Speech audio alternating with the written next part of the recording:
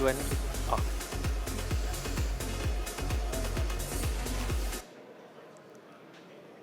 Hello, everyone.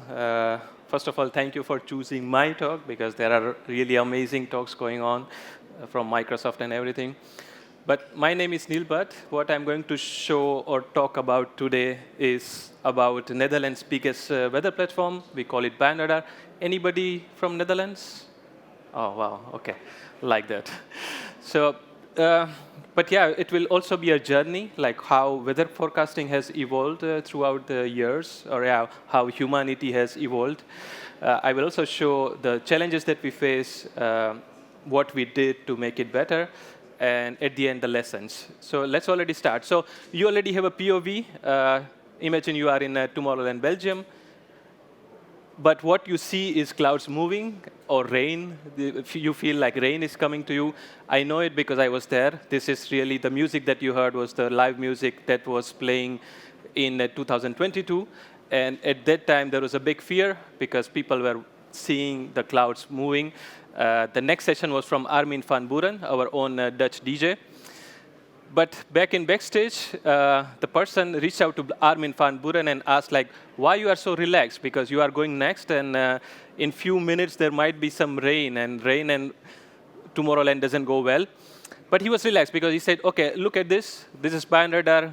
This is how the clouds or rain is moving, and I should be fine because it will not touch me.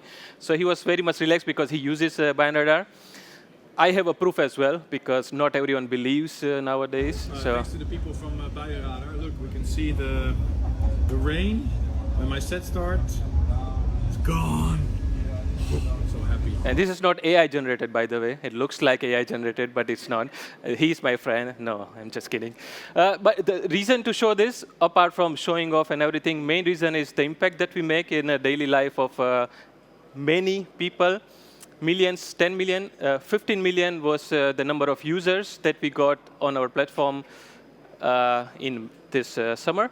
And now compare this with the Netherlands population, which is 18 million. So we cannot expect babies and toddlers to worry about weather. What does it mean? We get traffic from whole world, actually.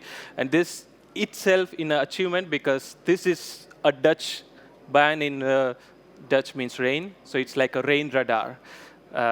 And that's the story I would like to tell today, like how we do this. Especially, we are just 7 developers. We are not a big team that manages different people. So that's the story of how we manage that I would like to share. First thing first, who am I? I work as a solution architect for Buienradar, so mainly responsible for everything for Buienradar. I also work as a chapter lead for RTL News and Entertainment. So people who are in Netherlands might know RTL, and I am responsible for the platform of RTL News. International speaker, this is example. I'm from Netherlands. I speak here, so that counts. And these are all the companies I work for. Agenda is more like a poem. But first, what we will do, from ancient skies to data worldwide, I will show how weather forecasting has evolved from very beginning until now. A nation looked up and found a sky, like how Netherlands, why Buienradar matters in Netherlands, why people trust us so much. So I will show it there. Then came the chaos, the storm inside. Everything looks green from outside, but we also had lots of problems or challenges. I would like to show what were there and how we managed. At the end, the lessons that will cover our journey to Kubernetes, how we do observability, how we do auto-scaling that goes to number of users from millions in a matter of seconds, and how we do incident management, everything, basically. So let's already start. Imagine you are in time machine. You might feel like it is, because the look and feel of this dome is also more like a time machine. But imagine you are entering a time machine. A mistake. It looks like another multiverse, but Azure Dev Summit is going on somewhere else. But are you liking it so far, Azure Dev Summit? Some nodding, right. All right, so first of all, it started 650 BC. Babylonians were the first one who were predicting weather. They had very easy way. They were looking up. Many people do that as well nowadays. But red sky at night, sailors delight. Red sky in the morning, sailors take warning. This is how they were predicting weather. So this was the very first humanity ever predicted weather. And that was mentioned in the book that was out in 300 BC. And this came up from that part. But moving on in the time machine to go more into 1643, where first the barometer was introduced by this guy, and from the like how mercury goes up and down was predicting weather. But this was very first time a quantitative meteorology was introduced. Moving on, 1835, because people were doing more weather forecasting, but until 1835 it became more wide, because telegram, with this telegram, they were able to go out and put those weather forecasting across the seas as well. But then something happened. 1859, a big storm came and it took down Royal Charter, which was a ship. And it was not the only ship. There were many ships were going down. But there was one person who got offended because of this. He wanted to do something. His name is Robert Fitzroy. And this is how weather forecasting started. So this was the very first weather forecast in 1860. And it was mainly doing these things, like very minor basic things, but he was doing it on his hand. He was even writing and drawing all the weather maps on his own. Before moving to a modern way of weather forecasting, I was watching a TED talk from Andrei Susko, who is a mathematician and a physicist. He beautifully related this particular code from Pierre-Simon Laplace with current weather forecasting. What Laplace said, give me the positions and velocities of all the particles in the universe, and I will predict the weather. If you want to know about future, we need to know about our present. We need to know each and everything that's going on in our present. If we can do that, then we can predict the weather. But of course, he didn't mention it when he said for weather. What he was a physicist, Laplace. But that's what Andrei Susko in his TED talk beautifully related. Replace universe with atmosphere, and that is what we do basically in weather forecasting in recent world. We get data, we observe a lot of data. So satellites, ships, balloons, aircraft, radars, and many things that we create and collect terabytes of data every day. And this is how we it helps in weather forecasting. Left side is KNMI. People from Netherlands might know. This is rain radar. This is like a Doppler radar, just like a Doppler effect. When train is moving closer, you see and hear it fast. I will explain how this radar works. This is one of our meteorologists who is putting balloons in the sky. But how does rain radar work? So in Netherlands, we have two radars, which is not owned by Buienradar, the platform I'm talking about, but which is owned by government, KNMI. One is in the top, and one is somewhere in the bottom, and that covers most of the country, even outside of the country. What does it do? Every 5 minutes, it sends signals in the atmosphere, 24 hours a day, whole year, and it looks for a precipitation. Whenever it collides with the precipitation, it comes back, and based on how far it went, we determine how far the rain is. And based on the precipitation, if it is big, small, it also determines how heavy the rain is. And precipitation can be anything. It's not just rain. It can be snow. It can be anything that you can talk about. I already mentioned, but radio wave, it's in a way just like a Doppler. It sends in an atmosphere, and it collides and comes back. This is how it determines the weather. And that's mainly nowcast. What is going to do in 1 or 2 hours, this is what we can get to know from a Doppler radar. And it goes from 0.3 to 90 degree, and it collects all the signals, and it creates basically more like a flow of rain, how it moves. And in a way, it's a data. Forecasting is even more complicated. So Louis Fry Richardson had a dream. He was wondering somewhere in 1922 or somewhere that one day, hopefully, there will be a computer or something that can help to determine weather for even faster than storm moves. But what he did was something amazing. In 1922, he created Forecast Factory. He was imagining 64,000 people in a hall like this doing a handful calculation of each part of the world. And this is how he was going to do the forecasting. And then 90, 40, or 50 machines came. The methodology or the calculation or the algorithm that he created is still used. And today, what we do is something similar. In whole world and in whole Earth, every 10 or 20 kilometers is divided into grids. And each grid calculates different things like humidity, clouds, temperature, height, precipitation. It moves on, it collects and checks the data for the same. It moves on, it does the same every time for every day. Based on this, it determines the future. Again, what Laplace said, give me everything about what is happening now, and I can predict the future. That's exactly what weather forecasting is. And this is what we do in the platform that we use. We get the data, we use this data. Of course, we don't have supercomputers to do this, so that's why we use the data from different supercomputers like EM, that's you have the European radar or European model that we use. But things are moving with AI and hybrid era. So Microsoft has something called Aurora. It's like an AI model that is much faster than all this weather forecasting that we do with the grid that I mentioned. But this model is run faster and does forecast and collect observation data much more faster. So that's what happening now. So starting from looking at the sky and until now, so it's like more like an evolution, but things are moving more and more faster, actually. Now, why Buienradar matters? How many of you knows Buienradar? Oh, quite a few hands. So for the people who do not know, of course, this is also a way to explain what this is. Buienradar is a platform in Netherlands used for weather, of course. Weather in, why does it matter? Let's already start. In Netherlands, rain isn't just weather. It's a culture, because rain can come anytime. This is a very powerful photo of a woman riding a cycle, holding umbrella. Even though it's not raining, she knows that it's going to rain. And that's what we provide. We provide personal weather assistant. People look into Buienradar before moving to the house.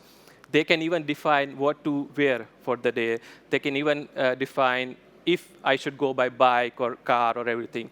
So that's the trust that we have in people in Netherlands.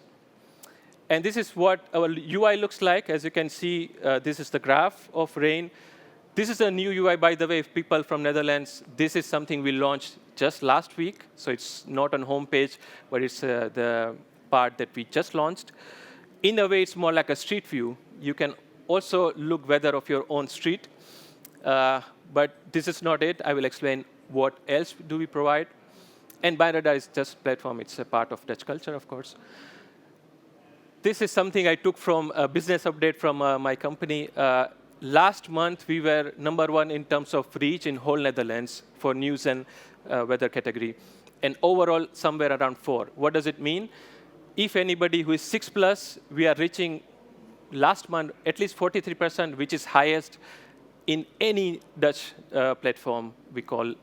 And it's behind all this news. What does it mean? If something goes wrong, if a storm comes, people will check this first, even before news. So that's why it's really important for us to work more on that, basically.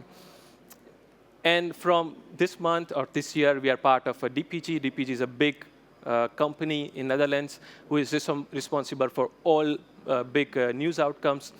And as we speak, we are rolling out Buienradar to all those news platforms as well. So if somebody doesn't like Buienradar in Netherlands, good luck for them, because it will be on the face as well. Something about numbers. So annually, we receive 5.8 billion views, somewhere around 480 million monthly. The biggest traffic record that we had was 93.5 million in a day. That is roughly with 7.5 million unique users. Our radar runs this is very important. This is managed by just 7 developers. We are not a team of 5 different teams or everything. We are just 7 of us and making big impact in day-to-day life of Netherlands. And also Belgium, because it's also being used in Belgium as well. But this is not it. This was all about trust and everything. What if some real storm comes? This is how real storm came, called Storm Polly, and this is how the storm was developing, and this is what we already forecasted before a few days, of course, so that people can already prepare. And this is what our platform received, 40 million on that day, of course. Most important part is KNMI was down, so there's the government website of weather. In a way, it was down because of traffic that day, but we were up 100%. So this story is also about scaling, because for us, scaling is really important. And that's what I will show in the next session of 7 lessons from how we do scaling. But this is not it. This is something we provided to Dutch marine guards. We created an algorithm that can define if a sea is dangerous to go or not. In Netherlands, there were roughly 1% dying each summer when they go to beach, for example. And from this year, we created something based on the data of marine data. We created different warnings. If jellyfish is not there, if floating objects are there or not, if sea is dangerous, if there are rip current, basically. Everything that we provide to marine guards, and they use it to keep an eye on weather, of course. So this is why it matters, because whole country relies on Buienradar every day. And what happens when we fail? So this is something we went viral. When that trust breaks, we get viral, basically. Even if we predicted something wrong, after 14 days, we were on all the news. Why did we do this? Why we failed? That's why it's really important for us to be always up and always up to the mark. The storm inside, of course, everything that I show looks very nice, but there are always some problems.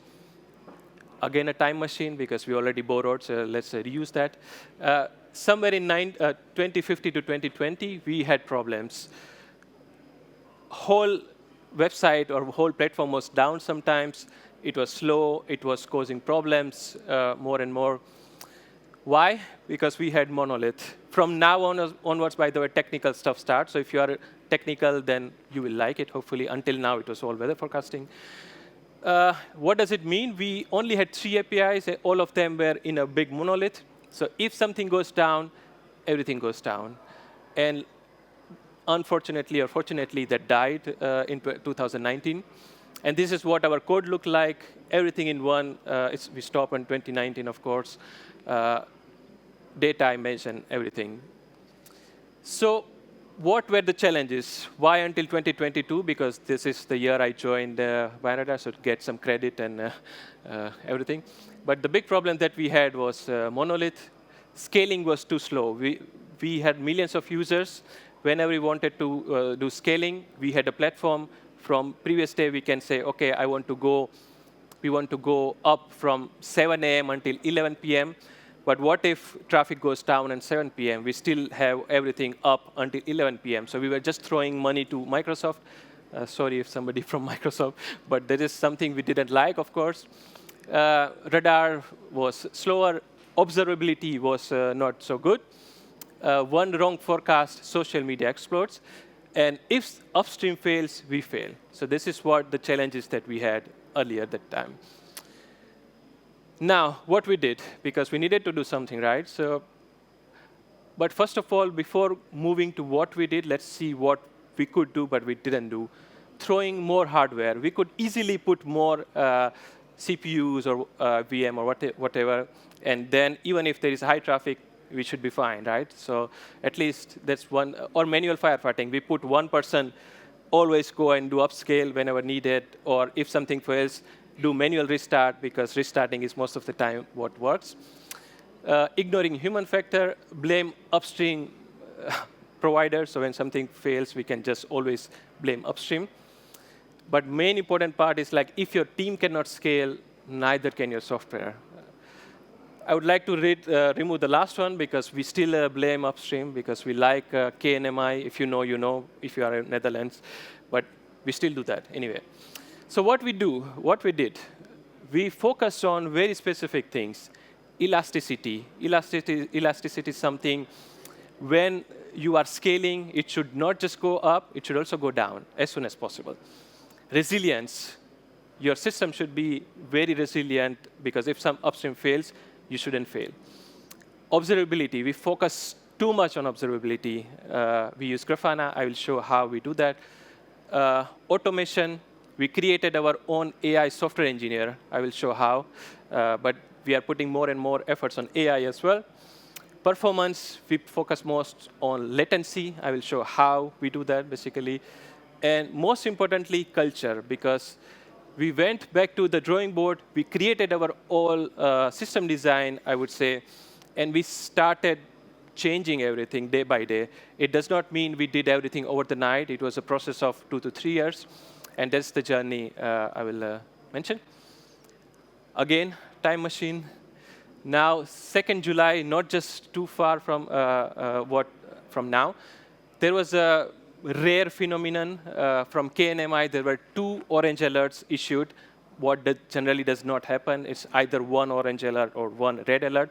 By the way, it's red alert means something is really bad. Orange is still you need to watch out as a person. 1 alert was for extreme heat, and 2nd alert was for thunderstorms. So whole Netherlands needed to watch out because it was happening in different parts of the Netherlands. But back in backstage, our backend was shining. This is something we did ever. We made a record, basically, and from beginning until now. We had 93.5 million views on that day. Most importantly, something I'm really proud of, most of our APIs were below 100 milliseconds. What does it mean? Even before blinking of our eyes. So it's very fast. Our whole website was 200 milliseconds. So these were mainly the time that we need people to inform as soon as possible, because every second, every minute counts. Luckily, there were no casualties, of course, during this storm. I wouldn't say that because of us, but at least it's because of the joint things that we do along with KNMI and all of the news platform. And if I go back to the challenges that we had in 2022 and until now, we cross-marked most of them, at least for the first one, because we still rely on upstream data. And when that fails, this happens. Before a few months, we were showing millions of rain. And that's because KNMI or one of the upstream failed.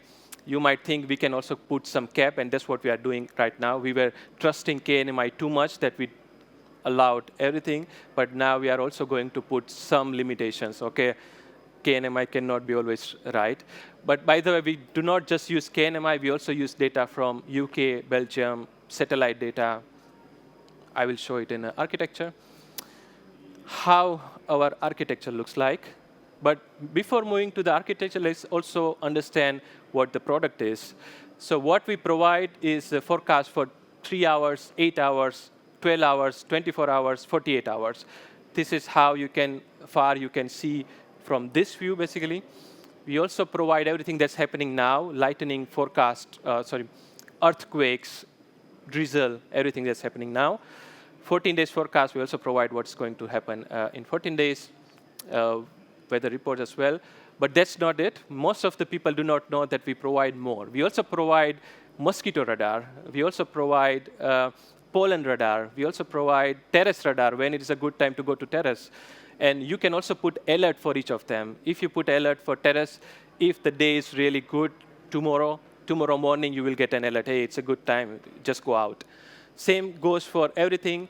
If rain is coming, let's say 11 a.m., our alert system sends notification before 15 or 20 minutes that it's going to start rain exactly on 11 a.m. We tried. Most of the time, it starts exactly on that time, of course. But that's what we also have different alert system as well, and all those things. So our backend architecture is 2 parts. One is APIs, and one is data processing. And these are all the tech stack that we use. We are heavily C# .NET shop. We use Kubernetes. We use Grafana. We use React as front end. We use TypeScript. all these things. We use Elastic and all the things that's mentioned here, Argo CD and everything. This is the architecture or API. Looks simple. That's what we believe as well. We want our APIs to be as dumb as possible. Our API should do only one thing: get data from cache. If there is no data in cache, go to storage, update the cache, get data from cache. And that's what we believe as well. And apart, before API, we also have security, of course. We get DDoS a lot. I don't know why. People just DDoS our platform so many times. Some people also just put a script that just runs with a fake everything. And this is how our gateway stores or restrict us from bombarding our APIs. But this is more. What we saw was the bottom part of API. All the magic happens on top. We have different data processing cron jobs. We are moving them into Kubernetes cron jobs. We get data from all the source. We also get data from government. If a child goes missing, we also show it on our platform. So our platform is not just Buienradar. It's also more like a part of the culture, as I already mentioned. And that's what we like, and we keep on developing as well.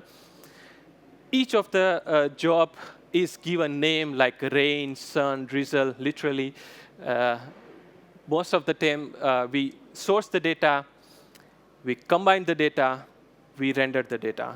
And then at the end, we convert that into either a data or image or weather maps.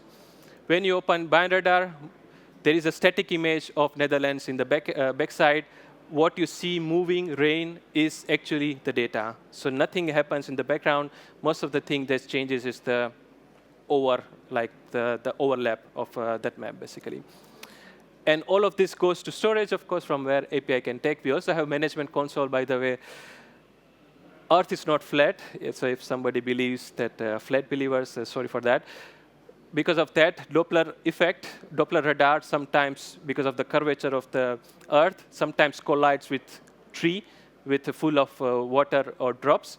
And radar thinks it's rain, but actually it's not. And that's what we also do with our filtering, or even from management console, because we have a bunch of meteorologists. They know what the weather is. They can even filter out some of the bad data. So that's why at the end, what you see is more polished version of rain, basically. And by the way, what you see moving is not cloud, it's rain, because many people think it's cloud, but it's just rain moving, basically. Now, the part that I like the most, like what are the 7 lessons from this journey until now? First thing first, solid foundation. We moved all of our backend to Kubernetes. Anybody uses Kubernetes here? Quite some hand, nice. So I will show how we do that, of course. Second part is deploy. We want to, because when we deploy something, it's visible or it's watched or it's seen by millions of users. We do not want to mess up. A faulty deployment can be a fault for an end user. That's why our deployment are very strategic. I will mention how. Observability, we use Grafana all the way. Previously, we were using something else. We moved our things to Grafana. It's an open source. If somebody doesn't know this, check that. Designed to handle failures. Upstream fails, we fail. We are changing that. I will show how we do that. Auto-scaling, how we do auto-scaling from number of users to millions of users in few seconds. Even after everything, failure can come. So what we do if something fails, and what we do to keep the latency low, because 30 milliseconds, 40 milliseconds, is there a magic for that? I will show how. And at the end, innovation, like what we are doing with AI, I will mention that. First thing first, Kubernetes is not just about managing containers. It's about transform. I just realized it's also here, so I don't need to check. Kubernetes is not just about managing containers. It's also about transforming how we build, deploy, and scale application. Remember, we went back to drawing board. This is what we also drew. We wanted to change our way of deployment of our build and everything. Previously, we were using Azure Web Apps. No offense to Microsoft and Azure, of course, but it was not working best for us. That's why we needed to move to Kubernetes. What we didn't move everything over the night. We had a big monolith, if you remember. Until 2019, we started moving to microservices. From one app, we moved to 16 different APIs, forecast, location, image. So if forecast breaks, the home page doesn't break, only that part breaks. So now instead of one big outage, we have small outages, of course. But at least with microservices, we moved them into smaller chunks. We moved those microservices into Docker, because moving to Kubernetes, we needed to move it to Docker, of course. And after that, we went to Kubernetes. And this is the journey, of course. Why we moved to Kubernetes. Kubernetes is a platform that provides some of the things by default. For example, auto-scaling, high availability. Most of the time, you know, IT thing, when something goes down, you just restart. But our system does that automatically. If something goes down, our system automatically restarts. If there are needs of more ports, our system just puts more ports, of course. Faster deployment, we deploy any time of the day. We do not have big release. We even deploy during bad weather, sometimes not. But that's a challenge that we still put, that we do not want to mess up if the storm is going on. These were mainly all the reasons why we moved to Kubernetes. And this is how our architecture, how Kubernetes flow looks like. We use Argo CD and GitOps. Anybody knows Argo CD? OK, some hands. In a way, Argo CD, you can think is as a chef. And GitOps is more like a recipe book. Whatever infrastructure-related code we wanted to put, we put them in a GitOps. Argo CD is always up looking for things in the recipe book in GitOps and check which particular API is struggling, which API needs more resource, which API needs less resource, because that's also very important. We have 2 different environments in production. So if one region goes down, we can have another region as well. And because of Argo CD, that can check and put more resources based on the logic that we provide in GitOps. Deploy, how we do deployments. There are 2 types of bad deployments, those that go wrong and those that go unnoticed. So in 1800 somewhere, there was a bird.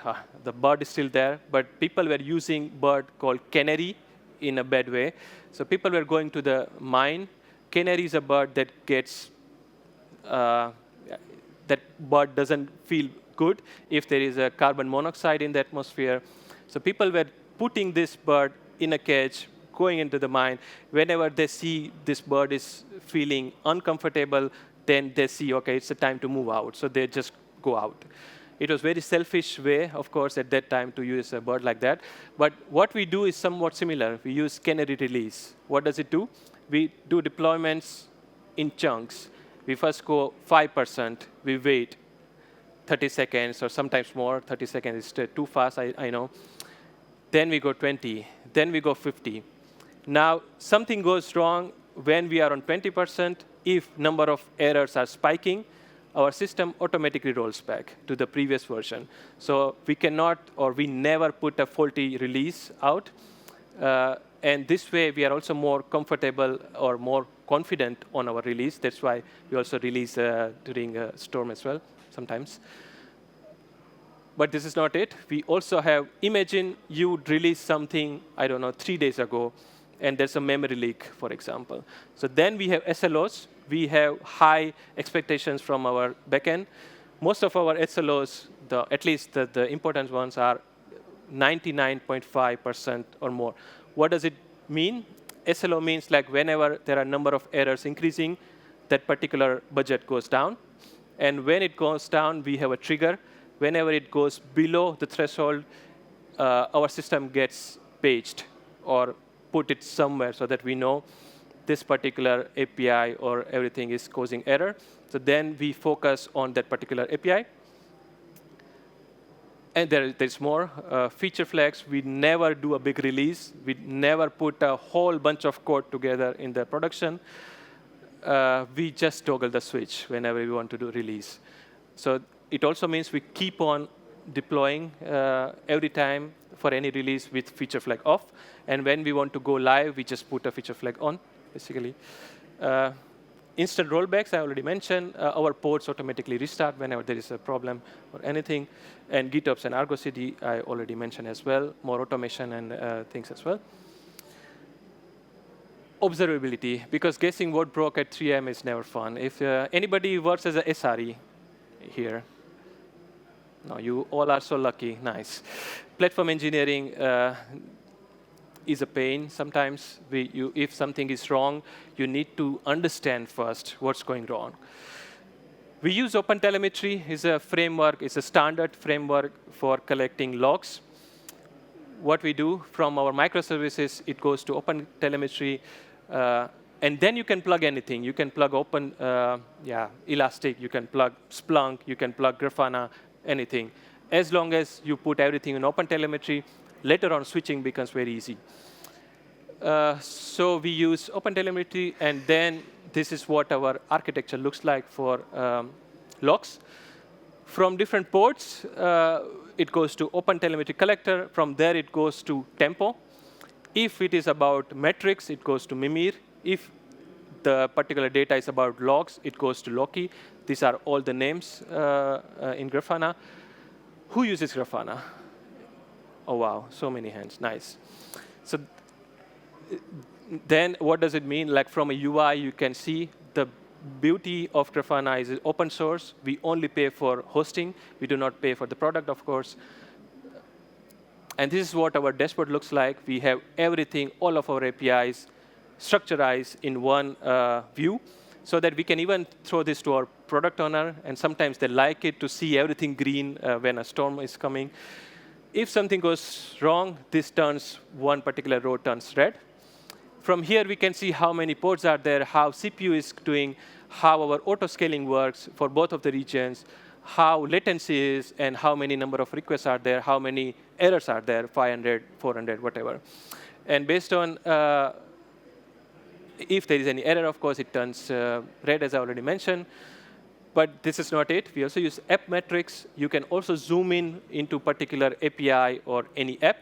From here, you can see everything, everything. If you are calling external dependency, you can see from somewhere in bottom. If you're using database, you can see how your database is performing. If your database is slow, for example, you can see Poly is more like a .NET way of doing things. You can see all the JSONs and everything. But this is just backend. We also do it for our front end. We collect all web vitals, because for our front end, it's also more important that it needs to be fast, of course. So we collect all this data. I know some of the calls are very slow. We know that. We will fix it at one point. But at least everything is in front of us. And then something we can focus on to improve that. This is not it. We also use Grafana for missing location. At one point, we get that we are getting some unknown locations. People are using Buienradar from some location that we don't know. And this is something we came out. Maybe there are new cities that are not part of our system. And somebody is calling from the middle of the sea. I don't know how. But people are also calling from that part, maybe using VPN or something like that. Designed to handle failures. It's not whether system will fail. It is when and how you recover, how your system is able to recover from what is going on upstream. That's more important. We use circuit breakers a lot. Circuit breakers, if somebody doesn't know, it's similar to what you use in your house. If everything is fine with the upstream provider, then the circuit is closed. If upstream fails, circuit opens. What does it mean? If something is already struggling, we do not want to bombard more. It's similar to refresh. If something is not working, we just refresh. And in a way, we are making it worse, because it's not going to come out very soon. We use retry. At least we do exponential retry 1 time, 2 times, 3 times, depending on that particular API or software. And we time out. If something is not coming up, after some time, we time out. We get that particular API or anything to get up. And safe filling Kubernetes ports, automatic restart when, as I already mentioned, if something goes wrong. But we can visualize all of this in a Grafana. So it's not just theory, it's also practical.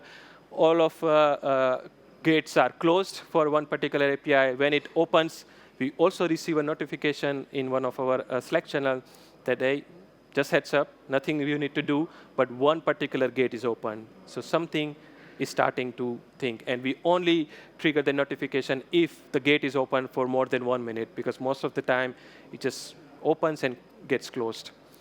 Retry, timeout, self-healing. So all in app metrics, we can visualize how our systems are doing. And based on that, if something is struggling, we can already create a ticket and work on it, depending on the priority. Auto-scaling. A well-designed system does not scale up under pressure. It also comes down. Because, again, we are throwing lots of money to Microsoft for our scaling part. We do forecasting of weather. We do know when there will be a bad weather. So that's also a good way for us to already predict a little bit about the high traffic days. Traffic on Buienradar often increases rapidly from morning. Most of the time, people look at Buienradar before going out. But also during the night for the next day. It's more like a routine. Some people, even before messaging their partners, they just use Buienradar, of course. We also sometimes causes traffic on roads. There was a match going on in Netherlands. A commentator already suddenly said, oh, weather looks bad, look Buienradar. And whole nation looked into Buienradar exactly on that time. And that's what exactly happened. From 3 ports or 5 ports, we went to 50 ports because the traffic, as you can see, was suddenly up. And the part that I really like and what I'm proud of is it also went down just after a few minutes. Because if we are that up, we will be bankrupt in few hours because it just also costs so much money. And this is what our helm looks like. So from here, we can see what are minimum replicas, what are maximum replicas. What is utilization of CPU we need to watch out for. If the CPU utilization is more than 50 or 70, we start putting more ports. And we also do this on the behavior of different scale down as well. Prepare for failures. Even you are up 99.9%, it is still 8 hours of downtime. You cannot say, or if somebody is saying 100%, there is always something going wrong. And the worst part is customers remember the bad part.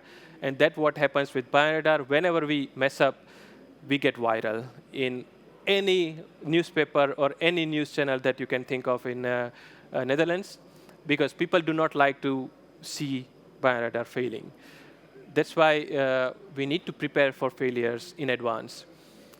We use PagerDuty based on automatic alerts, SLO alerts, our triggers, or our alert triggers automatically, and we get calls. So every week, there is one person on call. We do not have whole night on call because, it's fine if there is no weather during the night. But at least until 10 p.m., somebody needs to be on call. And when something goes wrong, the person receives a call, automated call, and you cannot put silent or you cannot put an excuse because even if your phone is silent, you will receive a call.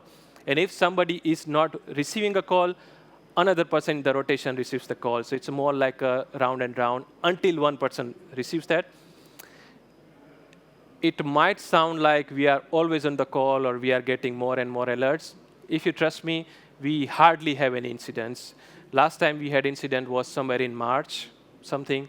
So we do not get these calls too much because of the system that we created, like automatic restart. Because most of the time, you just need to restart, and then things goes fine.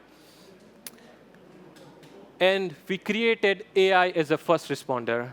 So whenever something goes wrong, we have something called Thanos that gets called. And this is something not we created, but the platform engineering of the company I am, RTL, we created together.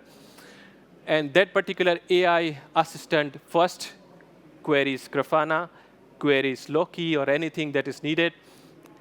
Try to collect all the information for the second responder, because first responder is already AI. So the person who is already looking into this already knows what to do. At least all the data is collected. This is very fresh. Of course, this is just a test incident that we did last week. So it's, of course, very fresh, but it's already happening, and it's already helping us in different things.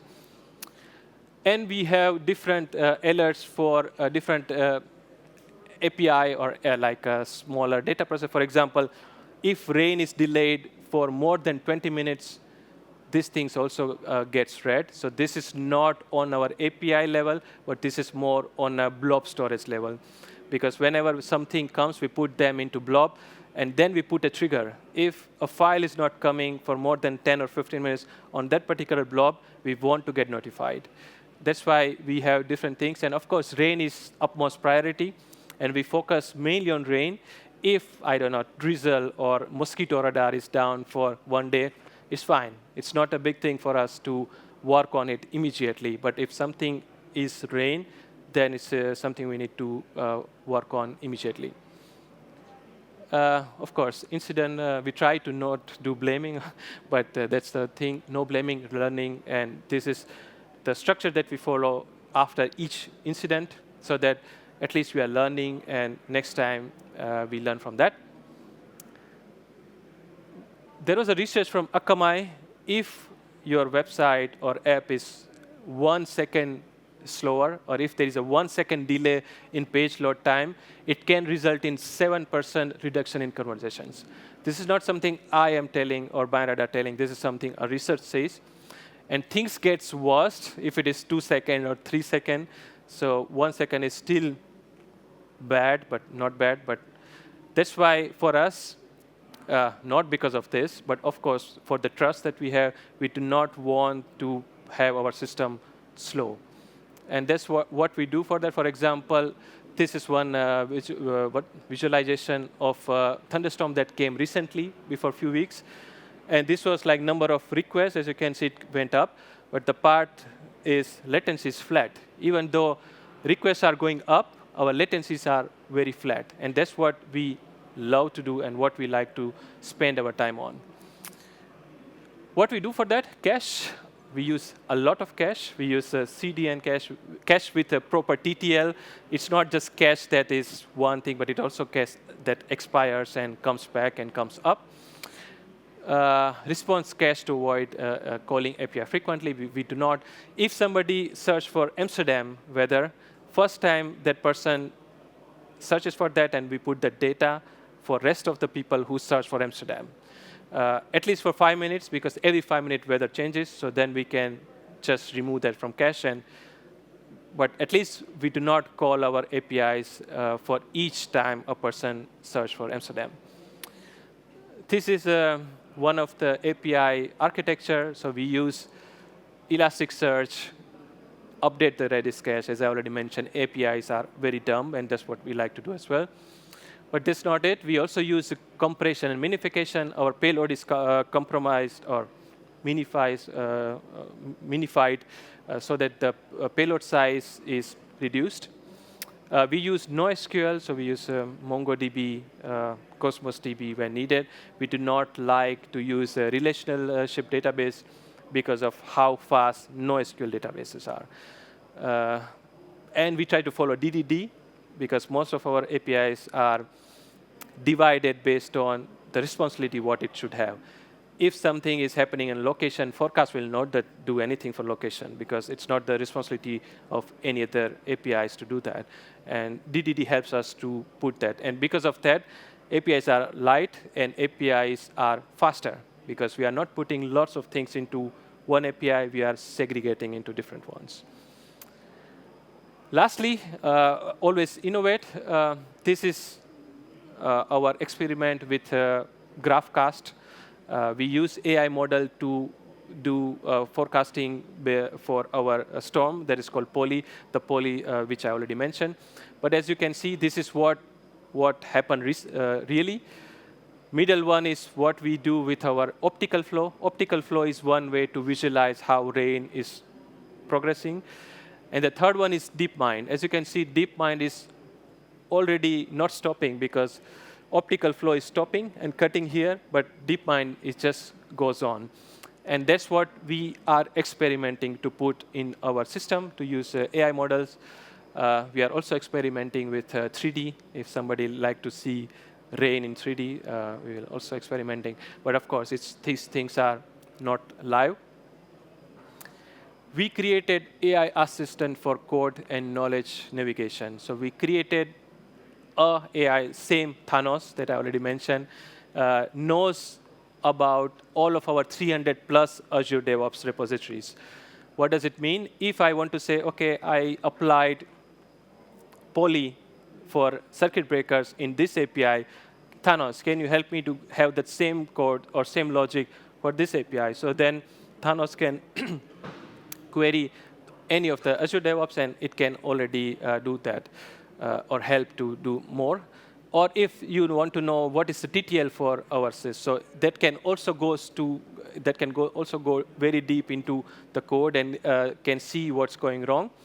So this is what we do: summarize or explain any repository or module architect, cross-repo code search, as I already mentioned, explain GitOps workflow, or the part that I like the most, review pull request. Recently, I was writing a code in API, and that code had a very tight compilation with GitOps, because I was adding a new secret, and I didn't add that secret into GitOps. And AI already found that, like, hey, you are adding the secret, you didn't add that in GitOps. And that was just a part of a pull request. So whenever a pull request is triggered, Thanos gets triggered, reviews the PR. It does not mean that you need to resolve everything that AI says. This is just a helper. We always have another human reviewing the PR. We do not just rely directly on AI, of course. But this is to balance out human that might miss something and AI that can fetch that part. And we are doing more. So if you search for a location in Paris, we do not have meteorologists who writes weather report for that, but we use AI to create weather report for Paris.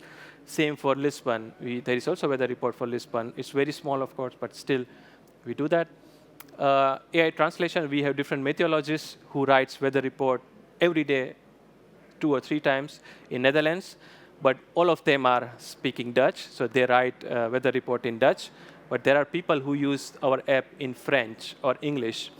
We use AI translation to convert Dutch into English. We store it in our cache. Whenever somebody, English speaker, uses that particular weather report, we get it and show that. So using AI translation is also happening. We are almost reaching at the end. So these are, again, to visualize what it is: Kubernetes, deployment, observability, handling failures, auto-scaling, prepare for failures. That's also one failure, but OK. Thanks for doing that. And lastly, innovate. That's it.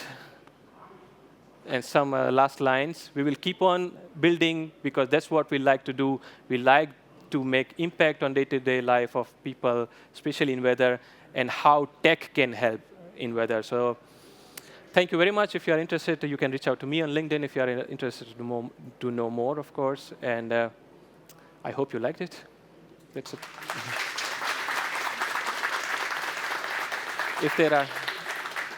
If there are any questions, you can also reach out to me later on if there are more questions. Well, that's it. Thank you. Yes.